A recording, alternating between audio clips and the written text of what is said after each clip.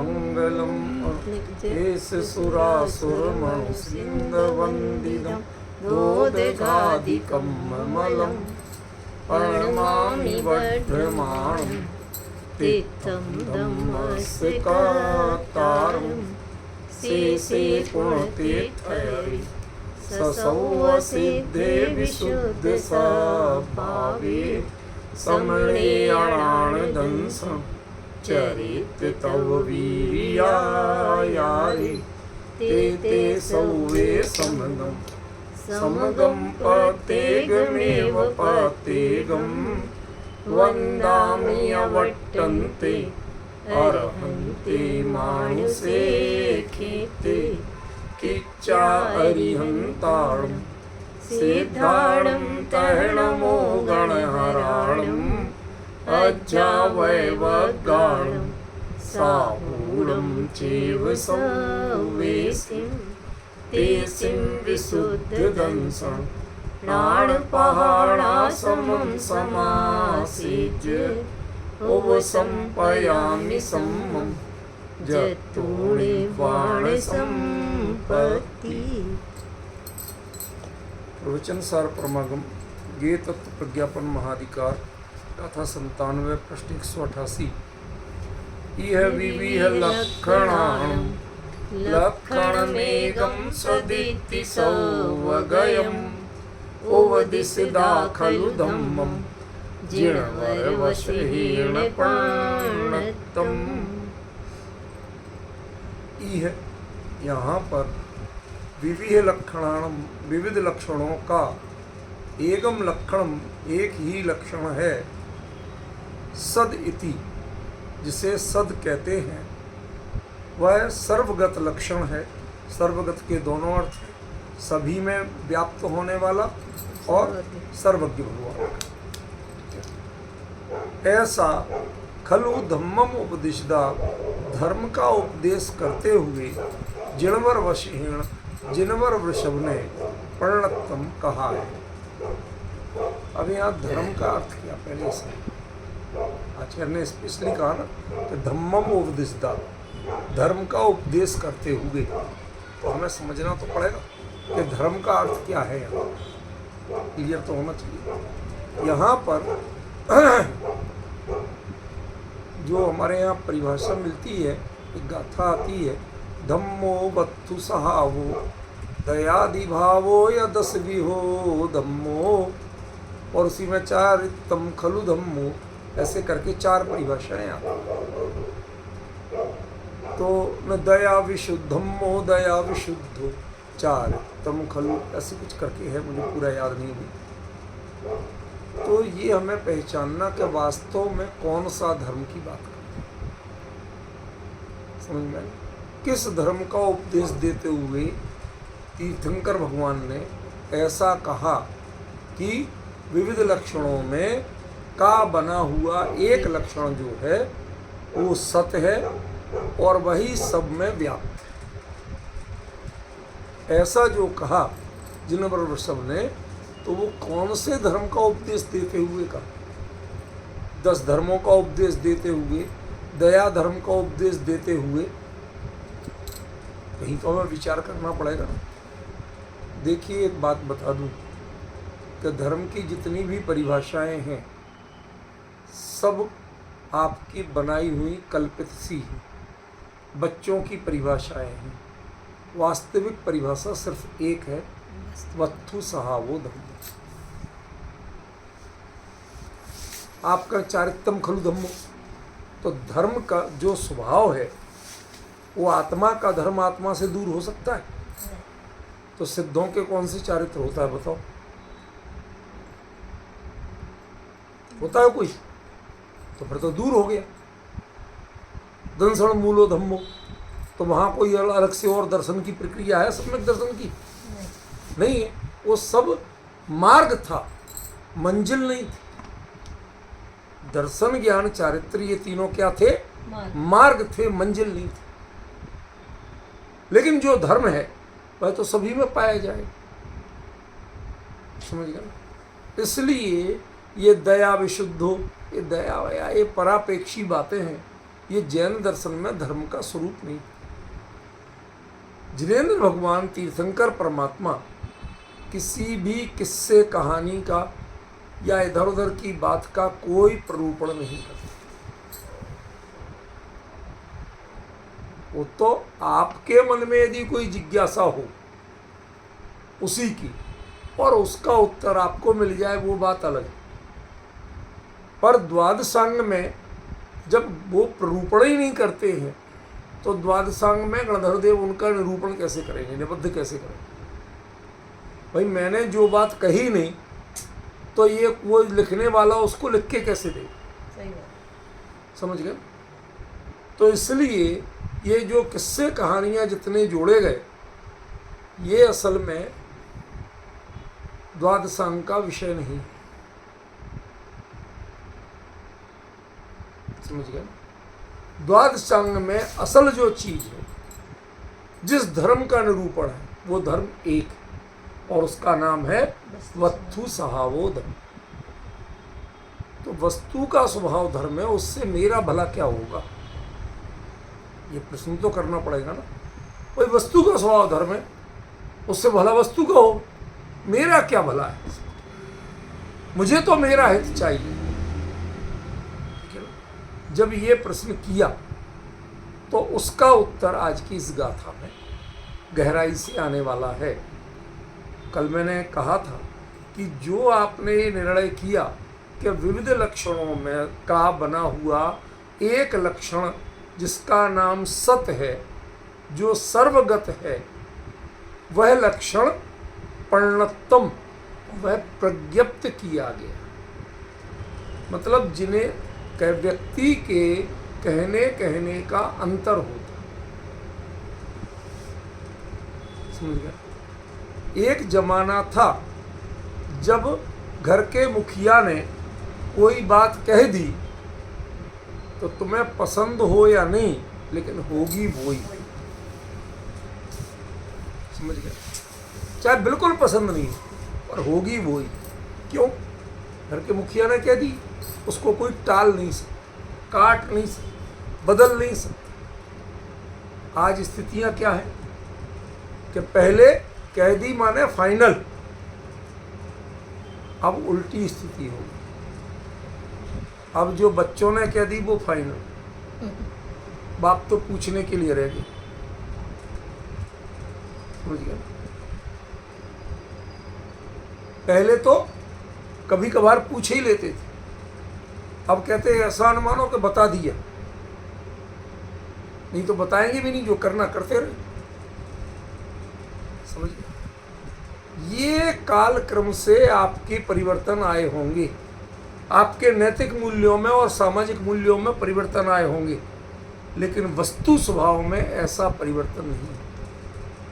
उसमें जब जिनेंद्र देव तीर्थंकर परमात्मा उपदेश करते हुए प्रज्ञापना करते हैं तो ध्यान रखना, तीर्थंकर का उपदेश वो मात्र प्रज्ञापना होता है। मैंने आपको 2 दिन पहले उपदेश और प्रज्ञापना में कुछ बताया था। उपदेश को उपदेश क्यों कहा था? कि वो इंडिविजुअली जो वो गणधर देव जो ग्रहण कर रहे हैं वो चीज नहीं है।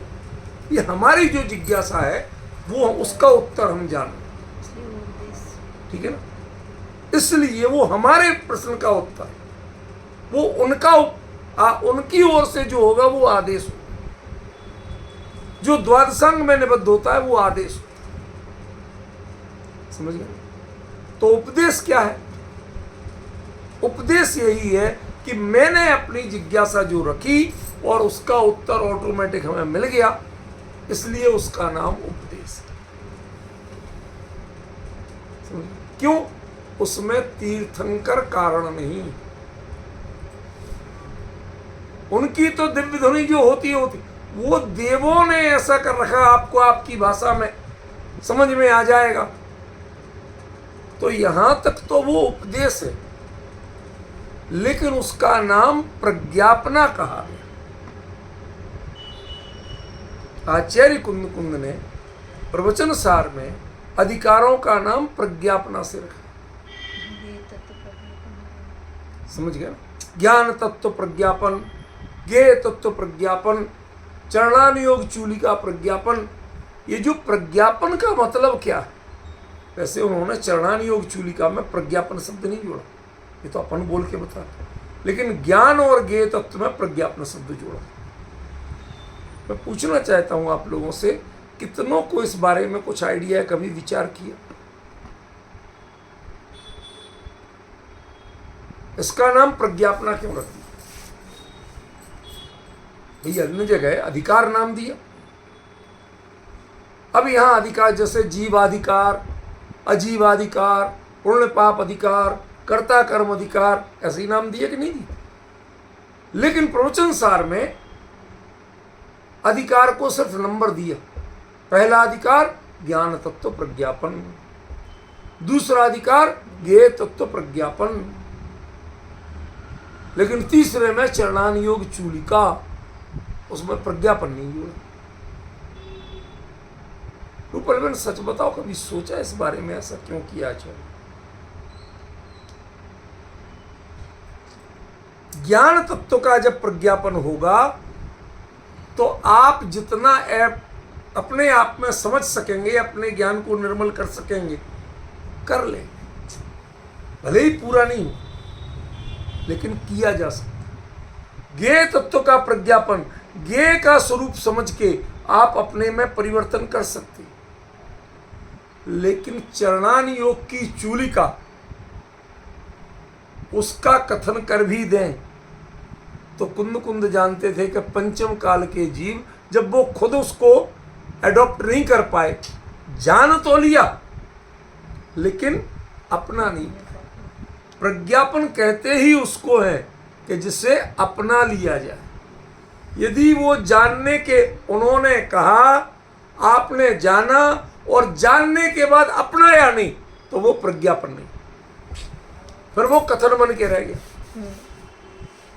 वो क्षयोपशम की परिणति बन के रह गया, वो प्रज्ञापन नहीं बन पाया। अब बात समझ में आ रही कुछ क्या कह रहा हूं? डिफरेंस क्लियर हुआ? ये अंतर है, इसलिए चरणानुयोग की चूलिका प्रज्ञापन नहीं बनी, क्योंकि पंचम काल के जीव जब कुंद जैसे चौथे काल में पहुंच के नहीं कर पाए थे, तो यहां पंचम काल वाले उसे पढ़ के जान तो सकते हैं लेकिन अपना नहीं सकते, श्रेणी आरोहण कर नहीं सकते। सातिशय प्रमत्त संयत, इसका नाम है चरणानुयोग की चूलिका। वो बेस है, वहां से बात शुरू होती है। यहां सातिशय प्रमत्त संयत पंचम काल में कोई जीव धारणा नहीं कर सकता, श्रेणी आरोहण कोई जीव नहीं कर सकता, इसलिए चरणानुयोग की चूलिका का कथन हुआ है, प्रज्ञापन नहीं। लेकिन जिसकी प्रज्ञापना कुंद स्वयं कर चुके थे, उनके लिए प्रज्ञापन नाम दिया कि हम जब कर सकते हैं तो और जीव भी कर सकते हैं। पंचम काल के अंत तक जिसको अपनाया जा सकता है वो प्रज्ञापन है, और जिसे मात्र जाना जा सकता है वो कथन है।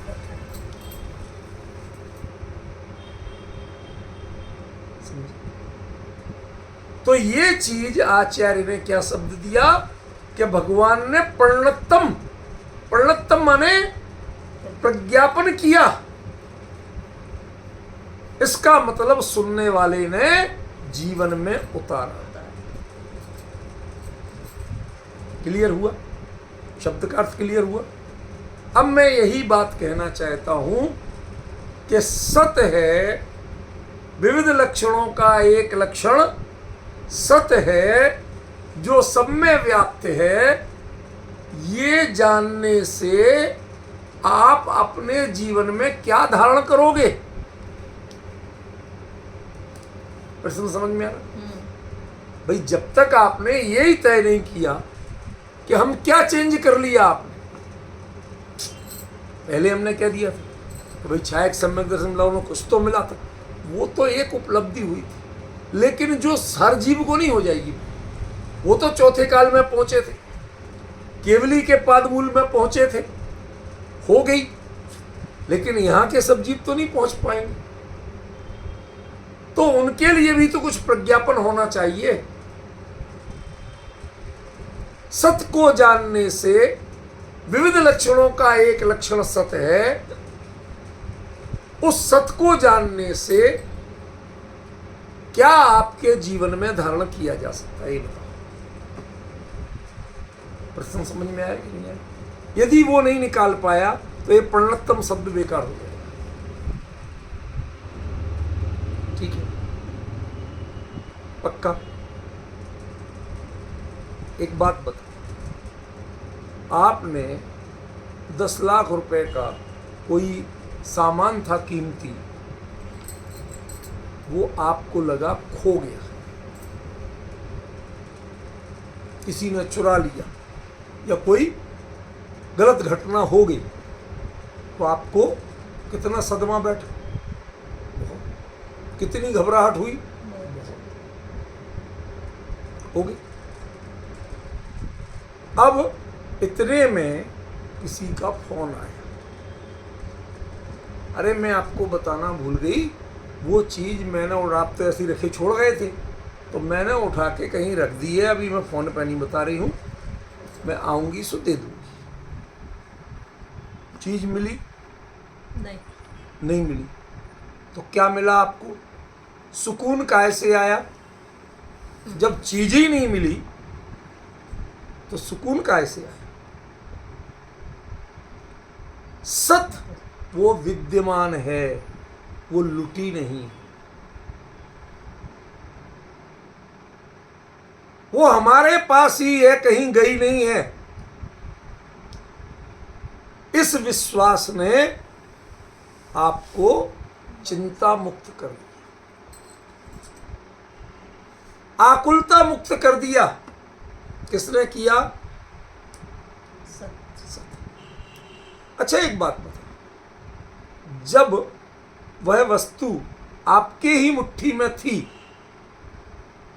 तो जो आपको हर्ष का भाव था और खोने पर जो आकुलता का भाव था, इन दोनों भावों में से सत से जुड़ा हुआ भाव कौन सा है?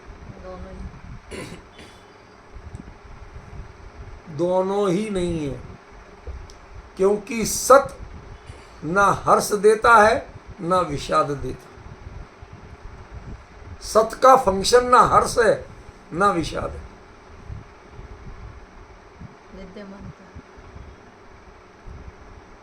आप प्रतिक्रिया क्या करते हैं ये आपके ऊपर, लेकिन सत का काम हर्ष या विषाद देना नहीं। समझ में? सत का तो ज्ञान में जाना, और ज्ञान आकुलता रहित हुआ, वो विकल्प रहित हुआ। समझ आए? आपने वो जो हीरा था ना 10 लाख का, वो आपने आत्मा के किस प्रदेश में घुसाया?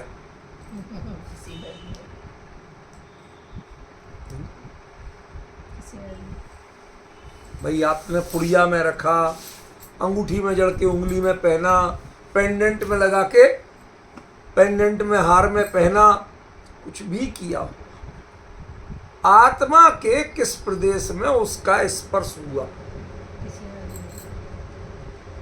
आत्मा के किस प्रदेश ने उसको छुआ? आत्मा के किस प्रदेश ने उसका ग्रहण किया? तो फिर सत कैसे हुआ? कि ज्ञान ने जाना ये सत्य, सर्वगत। समझ गए? ज्ञान ने उसको हर काल में जान रहा, उसको कोई खेद ही नहीं,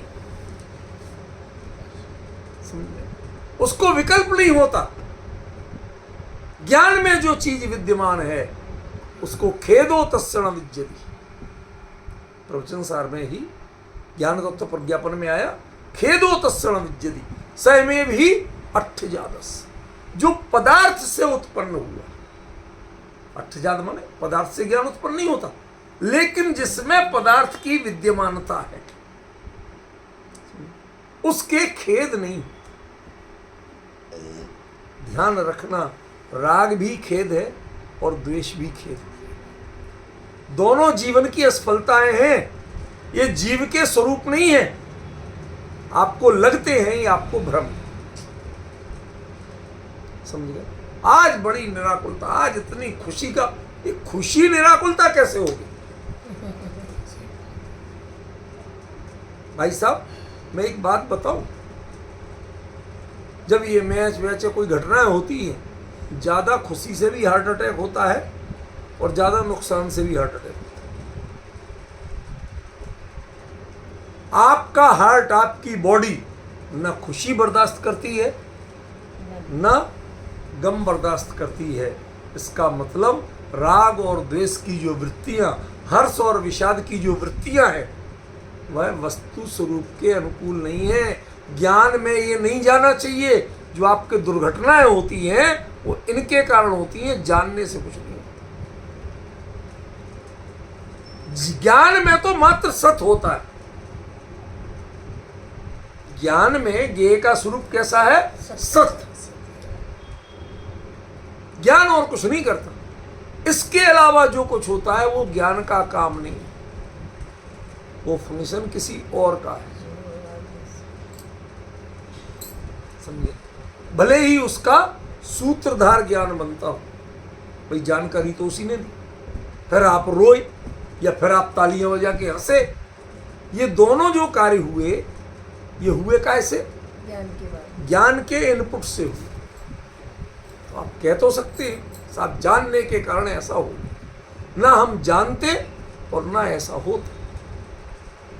एक व्यक्ति के पिताजी मर गए थे, तीसरा दिन वो किसी ऐसे एरिया में था कि जहां रिमोट हुए एकदम ये एरिया होने से वहां पर कोई सिग्नल नहीं, कोई सूचना का साधन नहीं। वो अपने इत्मीनान से मौज मस्ती के लिए गया था किसी टापू पे, वहां कोई साधन नहीं, वो आराम से मौज मस्ती कर रहा। समझ में आया? धूप सेक रहा, चाय कॉफी पी रहा, दुनिया भर के काम। अब चौथे दिन उससे खबर मिली कि पिताजी तो 3 दिन पहले चले। अब वो रो रहा, अरे जो 3 दिन पहले घटना हुई उसके लिए आज क्यों रो रहा? कहते अरे 3 दिन मुझे पता नहीं चला इसीलिए तो रो रहा हूं ज्यादा। मैं मौज मनाता रहा और वहां पर तो ऐसे। डिफरेंस समझ में आ रहा? ये कौन रोया? ज्ञान रोया कि मोह रोया?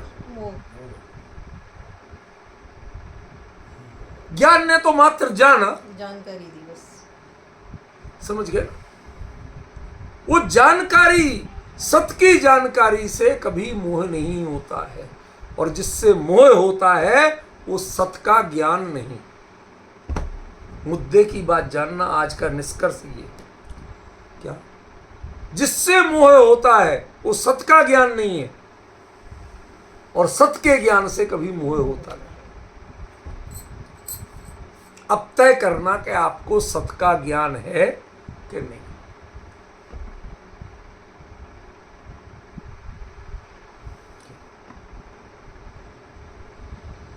जिन पर्यायों के बारे में आप आशंका युक्त हो, वो पर्याय अपनी जगह बिल्कुल सत्य हैं। भगवान भी नहीं हिला सकते उनको। ये विश्वास हो, पक्का विश्वास हो, तो बताओ उसे क्रमबद्ध कौन सी किताब में से पढ़ना पड़ेगी? वो क्रमबद्ध पढ़े या नहीं पढ़े, परीक्षा दे या नहीं दे, ये जो हमारे आज के संस्थाओं में कोर्स में रख दिए साहब, ठीक है ना, क्रमबद्ध पर्याय पढ़ लो, परीक्षा दे ली, तो क्रमबद्ध का श्रद्धान हो गया, क्रमबद्ध का ज्ञान हो गया। ये आपके लिए दिमाग में एहसास कराया जा रहा है कि हाँ अब आपके लिए कुछ हमने कर दिया। आप भ्रम में जियो, सत्य को नहीं पहचान लेना। ये कोर्स पास कर लिए, हमने तो फला ऑनर्स कर लिया, ये कर लिया, ये आपके दिमाग में धीरे धीरे ये बिजनेसमैनों ने दिमाग में एक वायरस घुसा दिया। ये प्योर बिजनेस और कुछ नहीं। समझ गए? अरे साहब और बच्चे ये सीखते धर्म, तो भाई एक बात बताओ, वो धर्म सीख रहे हैं, जो पढ़ रहे हैं शब्द ज्ञान को, मैं यहाँ शब्द ज्ञान की बातें ही नहीं कर रहा, वो कार्यकारी नहीं है। असली तो सत का ज्ञान कार्यकारी। हमें मुद्दे की बात ये, हम किसी की समीक्षा कर रहे नहीं, सिर्फ वो दृष्टांत के रूप में प्रयोग कर रहे हैं। समझ में? जितने आपने नॉलेज ली वो नॉलेज क्षयोपशम में गई, और क्षयोपशम आत्मा का स्वरूप है। ज्ञान आत्मा का स्वभाव है, क्षयोपशम आत्मा का स्वभाव है। जो कर्म के हिसाब से उघाड़ होता है वो आत्मा का स्वरूप नहीं। समझे? इसलिए आप जो क्षयोपशम को डोज दे रहे हो, सिखा रहे हो, रटा रहे हो, वो आत्मा का स्वरूप ही नहीं। आत्मा ने उसे स्वीकार नहीं किया और आप उसे कह रहे शाबाश बेटा, समझ लो अब तुम्हें कल्याण हो ही जाएगा, तुमने तो मनुष्य भाव सफल कर लिया। अरे किस भाव में कितना कितना रटा, अगले भाव में याद रहता है? बोल भाई पिछले जन्म में क्या क्या पढ़ा था, या कुछ पता? किसी को याद हो तो बताओ। तो ये रटा के तुम कहां ले जाओगे? जो चीज क्षयोपशम में है वो यहीं रह जाएगी, जो चीज संस्कार में है वो साथ जाएगी। सत का संस्कार डालिए आप, क्षयोपशम का रेक्टिफिकेशन मत कीजिए।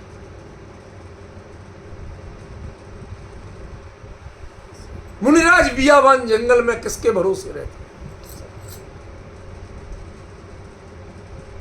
कोई मेरा विनाश कर सकता नहीं, जगत के किसी संयोग का विनाश नहीं कर सकता। जंगल में आग लग जाए तो लग जाए, क्या जाएगा?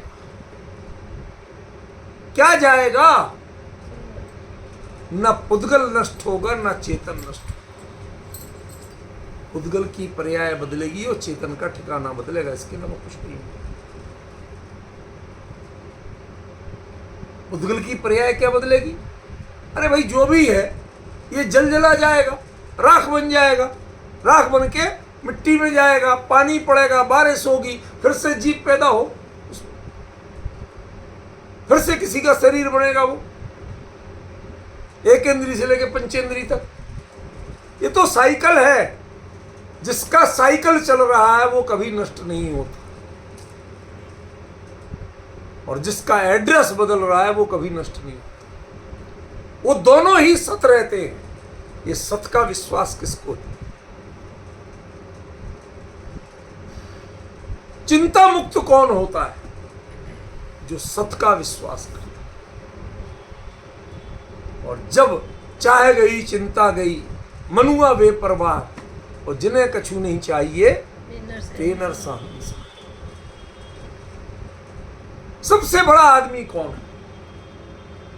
जिन्हें कछु नहीं चाहिए, पर में परिवर्तन करना नहीं और पर से अपने में परिवर्तन कराना।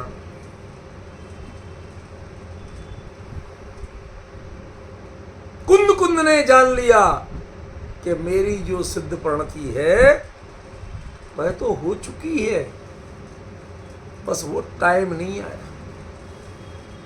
वो उस समय में केवली के ज्ञान में झलक रही थी, जैसे नेमिनाथ के ज्ञान में 12 साल की बाद की द्वारका झलक रही थी जलती हुई। ऐसे सीमंदर स्वामी से पूछा तो उन्होंने बताया, कुंद 8 सागर 10 साल 17 दिन बाद तुम्हारा कैवल्य हमें झलक रहा है। जो चीज विद्यमान है उसके लिए आशंका करते हो, उसके लिए आकुलता करते हो। सत का एहसास होते ही, सत का स्वीकार होते ही जो मन के दुविधाएं थी, जो विकल्प थे, वो एकदम शांत हो जाते, शांत हो जाते। कुछ नहीं बिगड़ा। जो लोग कहते हैं ना निमतियों में, महाभारत के प्रसंग में, कि वो कृष्ण ने अर्जुन को अपना विराट रूप दिखलाया, क्या दिखलाया भाई? कुछ नहीं दिखलाया, क्रमबद्ध दिखलाई थी। आगामी काल में इतने समय बाद तो इनकी ये परिणति हो चुकी है। आप सोचिए, यदि उस विराट रूप की सही व्याख्या की जाए तो केवली के अलावा कोई दूसरा कर नहीं सकता। ऐसी परिणति हो चुकी है, तुम किसको मारने की बात कर रहे हो? वो तो मर चुके हैं। देखो इस पर्याय में ही मरे हो, इस पर्याय में, इस काल में इतने समय बाद इनकी ये परिणति हो चुकी है। तुम किसका भय कर रहे हो? किसकी गिलानी कर रहे हो? किसका खेद कर रहे हो? तुम इसके कर्ता नहीं हो। देखो हम तुम्हें दिखा रहे हैं आगामी काल में इनकी ये परिणति। देखो क्या हुआ, केवली ने और क्या की, दिखाई तो था, वस्तु का स्वरूप दिखाया, एक एक पर्याय का अपना काल दिखाया और उसकी सत्ता दिखाई कि ये तो हो चुका है, ये तो है विद्यमान, ये होना नहीं है। तुम इसके कर्ता नहीं हो, तुम कर्ता बनते हो, ये सबसे बड़ी कमी।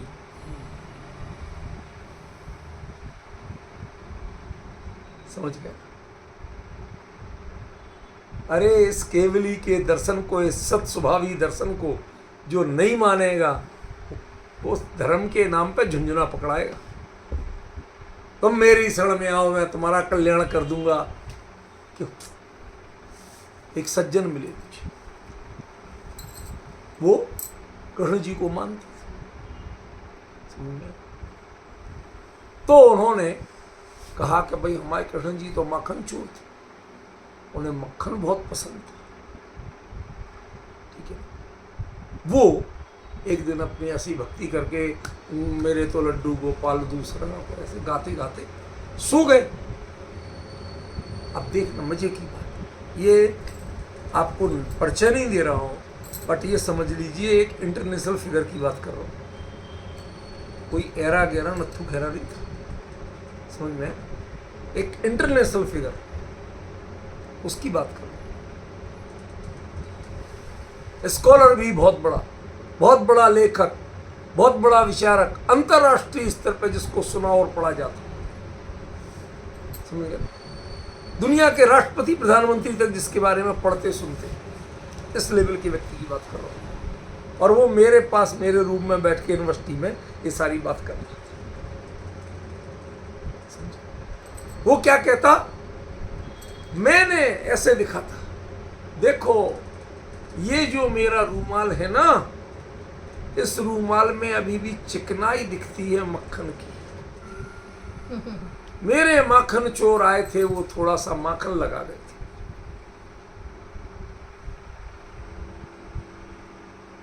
मान्यता बहुत अच्छी है, मोह और राग बढ़ाने के लिए बहुत से साधन मिलेंगे, लेकिन जब उन्हीं कृष्ण जी को मोह दूर कराना था तो मोह दूर कराने के लिए उन्होंने सर्वज्ञता का स्वरूप बताया था, उन्होंने कोई मक्खन नहीं दिया था।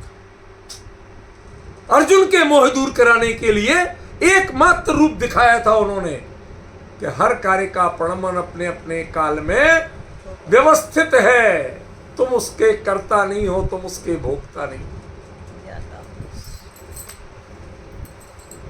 आज उसकी सत्ता जान लो, तुम्हें उसका ना कर्तृत्व जगेगा, ना भोक्तृत्व जगेगा, ना मोह जगेगा, ना राग जगेगा, ना द्वेष जगेगा।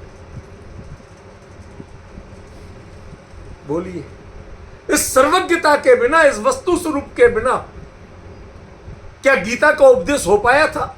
नहीं। ये जननी है, जितने धर्मों का तत्व ज्ञान, जो कुछ भी अध्यात्म है, उसकी जननी है ये।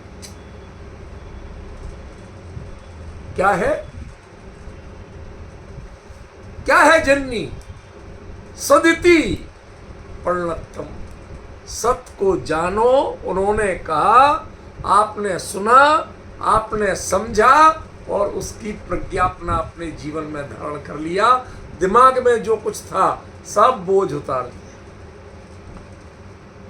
मुझे कुछ करना है, मुझे कुछ पाना है, मैं इसका सारे बोझ उतार दिए।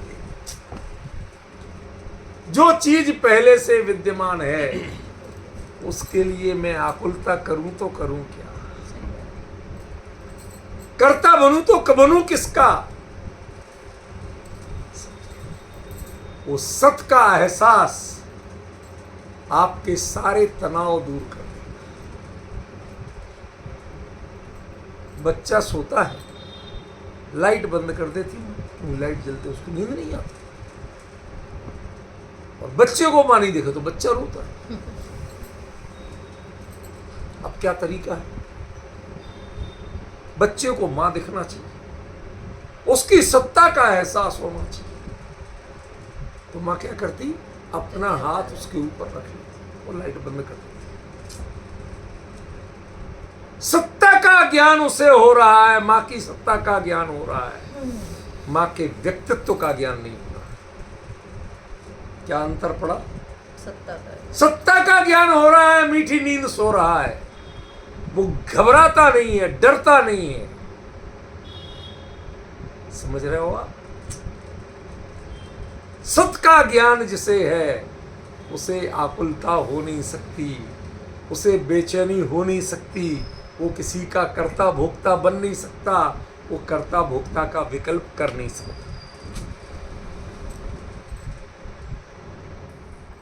बस यही छूटना, इसी का नाम है प्रज्ञापना।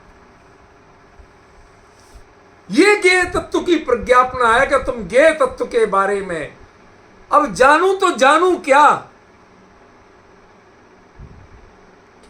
क्या जानूं मैं? और जान के करूंगा क्या?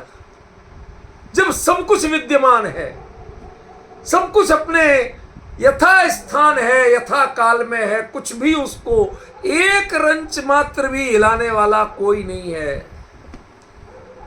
केवली के ज्ञान में जैसा झलका उसका नाम ये है। तुम जिसको परिणमा सको उसका नाम ये नहीं। जो तुम्हें विचलित करता है, जो तुम्हें मोह युक्त करता है, उसका नाम ये नहीं। ऐसा ज्ञान वो अभिशाप है आपके जीवन में।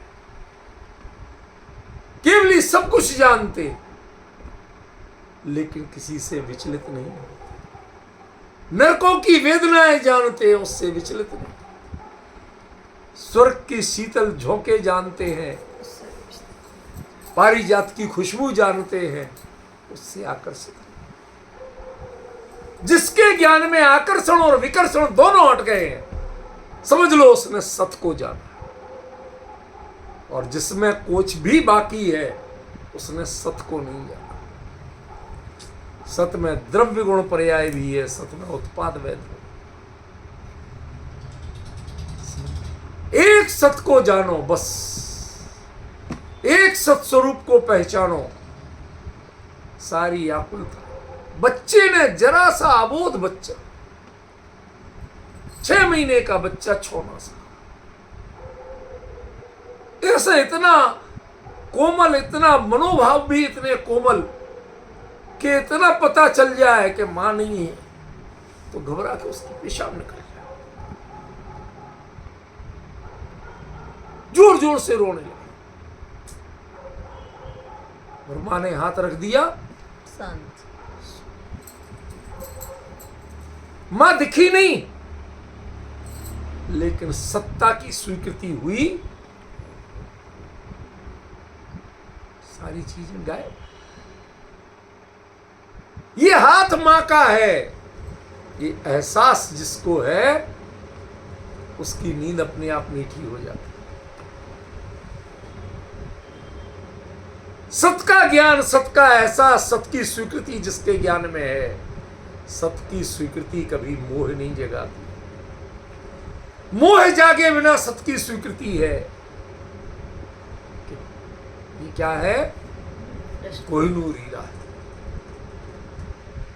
समझ लो, कोहिनूर ही दिखा रहा हूं आपको। कोहिनूर हीरा क्या करना? कुछ नहीं करना।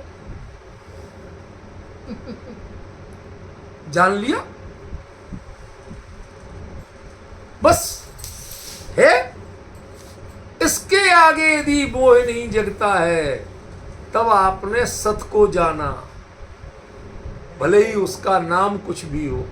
शब्द ध्यान दें, भले ही उसका नाम कुछ भी हो, सत को आपने कब जाना? जब उसकी प्रतिक्रिया में कोई मोह आदि नहीं जगती। जो थे पहले से वो भी कहां विलग गायब हो जाते, पता नहीं चलता। उसका नाम है सत का ज्ञान।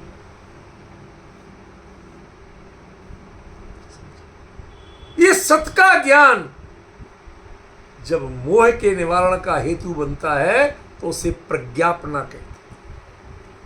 और जब तक हम शास्त्र की पंक्तियों से पढ़ते हैं तब तक उसको क्षयोपशम कहते हैं। ये ज्ञेय तत्व का प्रज्ञापन है, और ज्ञेय तत्व का प्रज्ञापन ज्ञान करता है। उसका नाम ज्ञेय ज्ञान के कारण पड़ता है। कैसे ज्ञान के कारण? कि खेदो तस्सृण विद्यते। समझ गए? ऐसे ज्ञान के कारण इसका नाम ज्ञेय पड़ता है।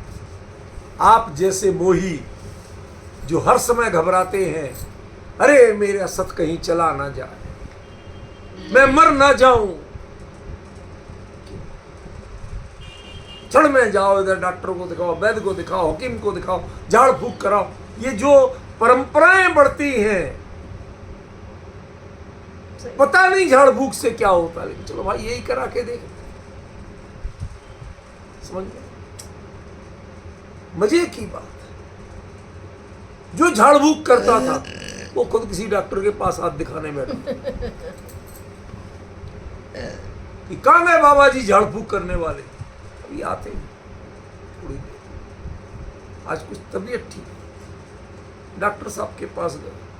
तो तू काहे को आया इनके पास झाड़ फूक कराने? जो अपनी बीमारी ठीक नहीं कर सके वो तेरी क्या करेंगे? लेकिन क्या करें, डॉक्टरों को दिखा दी, दवाइयां खा ली, इंजेक्शन लगवा ली, बहुत कर ली, अब नहीं हो रहा तो भाई अब चलो हो सकता है। वो जान रहा है कि जिसके जो इलाज करने वाला है वो स्वयं ठीक नहीं है। तुम्हारे जितने आराध्य हैं वो स्वयं ठीक नहीं है। बताइए सही कह रहा हूं या गलत? सही। शांत मन से सोच के बताइए। तुम्हारे जितने जितने महापुरुष हुए उनका अंत समय शांति से बीता या संकलेश से? है सुनने की हिम्मत तो सुनो, तय करो, तुम बताओ, हम नहीं बताएंगे। और हमारे यहां ये जरूर कहा है कि अति संकलेश भाव थे मरे घोर स्वप्न सागर।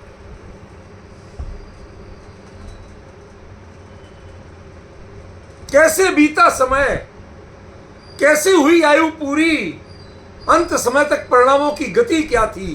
तुम्हारा ज्ञान सहारा दे रहा था। उस मौत को जानने के लिए तैयार थे तुम? थी हिम्मत कि मैं अपने मौत को जान लूं, उसकी नजरों में नजर मिला के देख लूं? यदि भय लगता है इसका मतलब आपको सत का कोई भरोसा नहीं। सत तुम्हारे ज्ञान का ज्ञेय नहीं बना, तुम्हारे ज्ञान का ज्ञेय सत बनना चाहिए। बाकी सारी पंडिताई एक तरफ छोड़, सारे उपदेश छोड़ दो, तुम्हारे ज्ञान का ज्ञेय सत बनना चाहिए। सत माने वो, ज्ञेय माने वो जिसमें प्रतिक्रिया नहीं होती। लोग पढ़ते हैं ना, प्राण प्रयाण बेलायाम नहीं लोग के प्रतिक्रिया। देह छूट रही है, संयोग छूट रहे हैं, सब जान रहे हैं, लेकिन कोई प्रतिक्रिया नहीं दे रहे।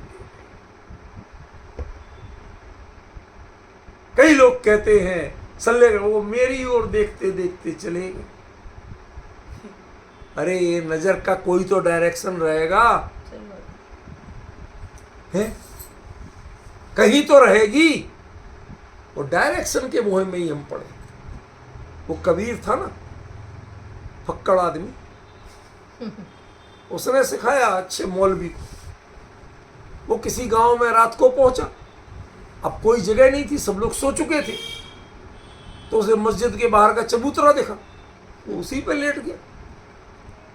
संयोग की बात, मस्जिद में जहां वो काबा की आकृति कुछ बनाते हैं तो उसी ओर पैर करके लेटा था। सुबह मौलवी आया, ओए काफिर, क्या कर रहा है तू? महाराज क्या गलती हुई मुझे बता तो दो, क्यों इतने गुस्सा हो रहे हो?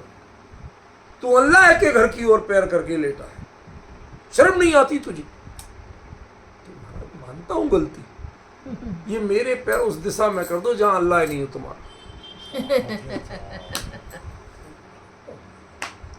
मौलवी ने पैर पकड़ लिए, भाई गलती हो गई मेरे से, यदि वो सब जगह सर्वत्र सत है, पैर कहीं भी करो। आपको पता है सत, चित और आनंद, सत की जब चित्त में प्रविष्टि होती है तब तो आनंद की अनुभूति होती है, आनंद का आविर्भाव होता है। सत के बिना चित्त नहीं। क्यों? चेतन कहां है? जो मोह युक्त है वो चेतन कहां है? क्या उसको रागद्वेष मोह को चेतनता कहते हैं? ये चैतन्य के लक्षण है।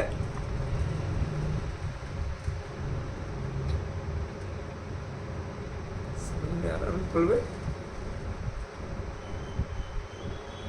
उस ओर पैर कर दो जहां अल्लाह नहीं होता। मौलवी घबरा गया, भाई किससे पंगा ले लिया? मैं अपने आप को खुदा का बंदा मानता था, इसलिए मेरी औकात दिखा दी, तुझे तो खुदा का रूप ही नहीं पता।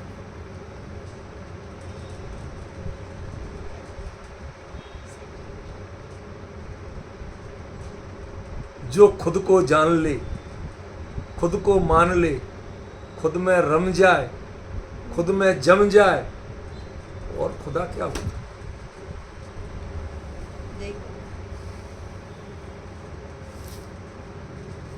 बाकी तो गड्ढा है जो खुदा हुआ है।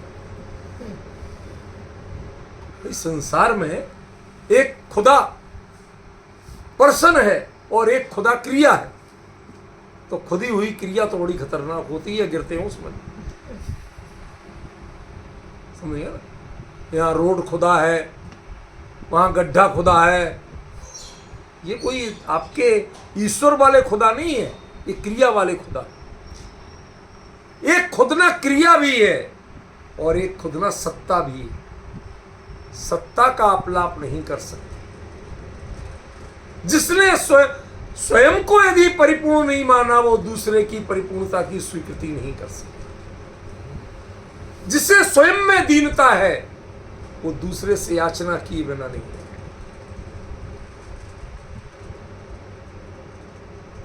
समझ गए? बहुत हिम्मत चाहिए इस गाथा का अर्थ समझने में, इसका मर्म समझने में बहुत हिम्मत चाहिए। ये हंसी खेल नहीं। आचार्य ने कहा कि ये तीर्थंकर भगवान ने उपदेश देते हुए, तीर्थंकर तो उपदेश देते नहीं, वो तो आदेश देते हैं। कहते हैं तुम्हारा लक्ष्य करके नहीं बोलते, इसलिए वो जो उनकी ओर से करता है वो आदेश है, और जब उनकी बात तुम्हारे प्रश्न के उत्तर के रूप में परिणत हो जाती है तो वो उपदेश है। इसका मतलब कुंद ने अपनी बात रखी थी समूह शरण में। प्रूफ हुआ कि नहीं? और जो रखी थी उससे कुछ ना कुछ तो उनके जीवन में हुआ था, जब तो उन्होंने परिणतम कह दिया। यह प्रज्ञापना है, ज्ञप्ति से होती है। ज्ञप्ति ज्ञान का फल है। जो जाना तो उसका फल मिला। फल क्या मिला? इसी भाव से महाराज कुछ एक तिकड़म बताओ, कोई तो तरीका बताओ, इसी भाव से मोक्ष। कुछ क्या बचपना लगा रखा है इस भाव से मोक्ष। ये भाव तुम्हें दिख क्यों रहे? हर पर्याय अपनी जगह सत है, हर गुण अपनी जगह सत है। उसके लिए तुम्हें लाना नहीं है, बदलना नहीं है, बनाना नहीं है। तुम्हारी जो पर्याय जब होनी है उसको तुम आज लाना चाहते हो, मुक्ति भी सत। जो वस्तु को मंजूर नहीं है, वस्तु ने बना रखी है, अब वहां तक पहुंचने तो दो। समझ में? ये रील चलने दो, तुम्हारी मुक्ति भी सत है। कुंद कुंद कहते मेरी सारे मन में जो कम से कम श्रद्धा में तो मेरे अविचलपना आ गया, परिपूर्णपना आ गया। सारी आकुलता, सारे विकल्प श्रद्धा के निकल गए। श्रद्धा छायक रूप में पड़े, छायक सम्मिलित परिणतम, कुछ तो मिला, कुछ तो हुआ, प्रज्ञप्ति हो गई।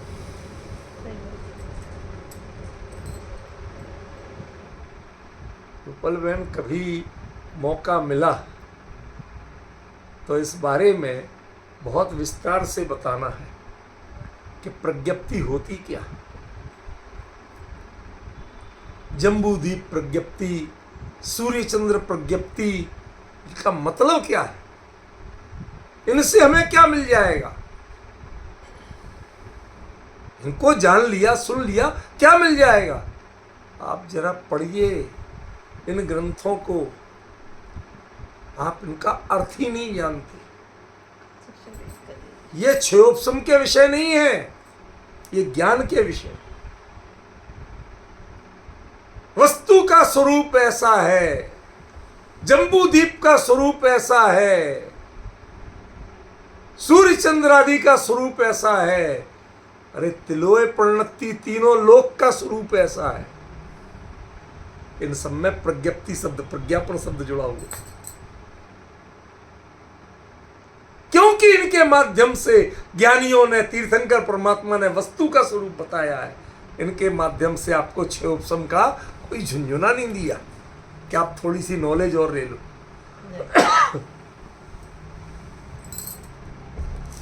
बड़े अज्ञानी है वो जो तिलोय प्रणति से तीन लोक का वर्णन, भाई साहब हमारे यहाँ क्या है पूछते हैं, भाई साहब जैन दर्शन कहता है, कहते धरती तो घूमती है, गोल है, क्या है अपने यहाँ भी ऐसा बताया गया, ये इससे साइंस से कहीं प्रूव होती है क्या। बहुत लोग पूछते हैं।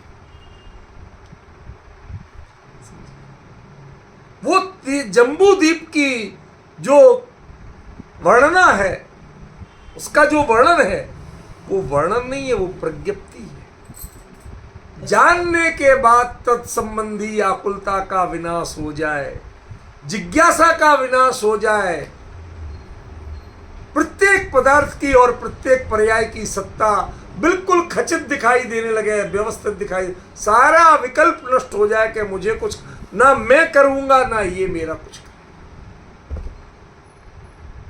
दोनों की परिपूर्णता का आभास हो जाए, उसका नाम सत्य है। अधूरे और अपंग का नाम सत्य नहीं होता। सत्य कभी लूला लंगड़ा नहीं होता। वो द्रव्य भी होता है, उसमें गुण भी होता है, उसमें पर्याय भी होता है, उत्पाद भी होता है, व्यय भी होता है, ध्रुव भी। ये विविलक्षणाणम लक्षण में एकम सत्य, सारे लक्षणों का मिला हुआ एक लक्षण सत्य, और वो सर्वगत जगत के सारे पदार्थों में वह व्याप्त है। बताइए किसके बारे में कौन तुम्हें अपाहिज लगता है, कौन अपंग लगता है। टाटा बिरला अंबानी को लगते होंगे, आम गरीब अपंग बेचारे लगते होंगे। यहां दुनिया में कोई बेचारा नहीं, सब अपनी जगह परिपूर्ण है।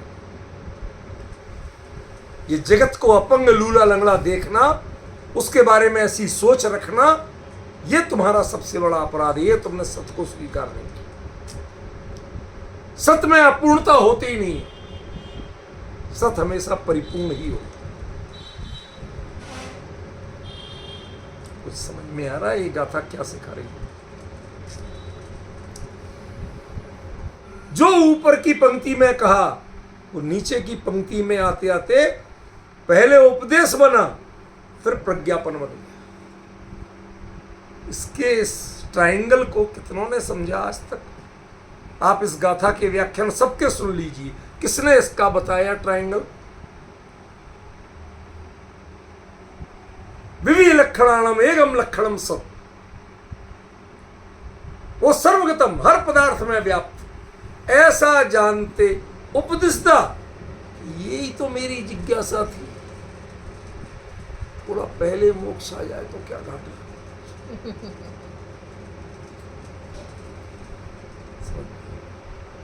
मैंने जिज्ञासा की, उधर भगवान से उत्तर मिला कि विभि लक्षणाणम एकम लक्षणम सत। कुंद कुंद ये है, जिनवर वसेहेण, उनके माध्यम से जो ये उत्तर मिला, तत्काल परिणतम में परिवर्तित हो गया। मेरे मन में जो ये जो विकल्प उठ रहा था, वो श्रद्धा की कमजोरी से उठ रहा। ज्ञान में कमजोरी होना ये कोई खतरे की बात नहीं है, समझ में, उसकी कमजोरी से उठ रहा था। उन्होंने लेके उस श्रद्धा की कमजोरी दूर हो गई। अब विकल्प ही नहीं है कि मैं इस भाव से जाऊं, कि अगले भाव से जाऊं, कि तीसरे भाव से जाऊं। ये गिनती कौन गिन रहा? ये गिनती गिनना बंद हो गई।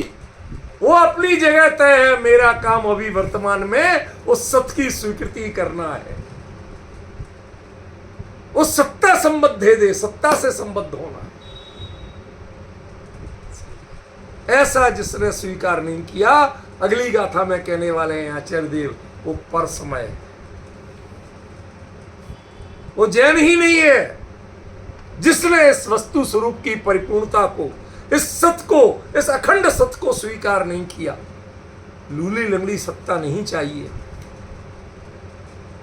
कई बार जैसे सरकार भी बैसाखियों पे बनती ना, कई दलों का समर्थन लेके सरकार बन जाती है, कहलाती आपकी है, लेकिन आपके कान वो मरोड़ते रहते।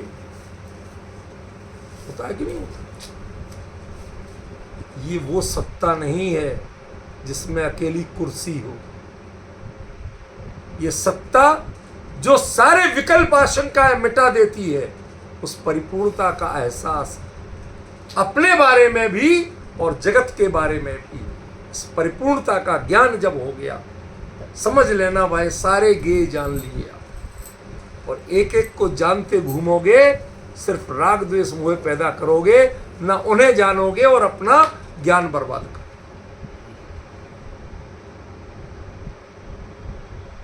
अब डिफरेंस समझ में आया? क्या अंतर पड़ा? ये रास्ता था जिससे कुंद कुंद कहते हैं परिणतम। वस्तु स्वरूप का, वस्तु व्यवस्था का जहां जहां कथन है, उन सब ग्रंथों को प्रज्ञापन कहा गया। जानने के बाद तुम्हारा यदि मोह नष्ट नहीं हुआ तो तुमने उनको जाना ही नहीं। न तिलोय परिणति, 3 लोक का प्रज्ञापन करो, सूर्य चंद्र का प्रज्ञापन करो, जम्बू द्वीप का अरे किसी का भी प्रज्ञापन करो। यदि तुम्हारा मोह नष्ट नहीं हुआ तो तुमने कुछ नहीं जाना।